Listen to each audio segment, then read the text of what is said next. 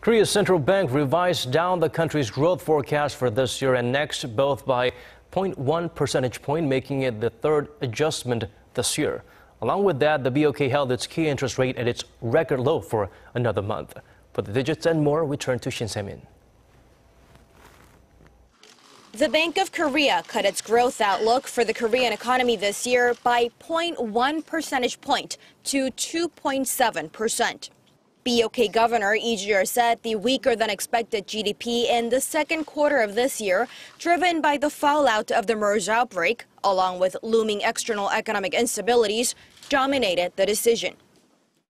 The lowered forecast comes from growing uncertainties in the global economy, driven by slowing emerging economies like China, added with the impact of the U.S. rate hike. The central bank also trimmed its forecast for next year by 0.1 percentage point to 3.2%. But the top central banker remained confident that Korea's long-term potential growth rate still remains in the 3% range, while experts say the economy might have entered its slowing growth phase earlier than it should have. They say this is punctuated by the 3 consecutive downward revisions to Korea's outlook on expansion.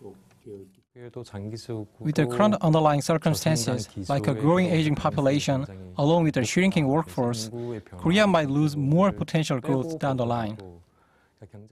The central bank also cut its inflation forecast for this year to 0.7% from 0.9% in July on the back of low global commodity prices steered by cheaper oil. Despite these projections, the central bank kept its key rate unchanged at an all-time low of 1.5% as it gauges the impact of a small pickup in domestic consumption in contrast with the continued slide in the country's exports. Shin Se, Arirang News.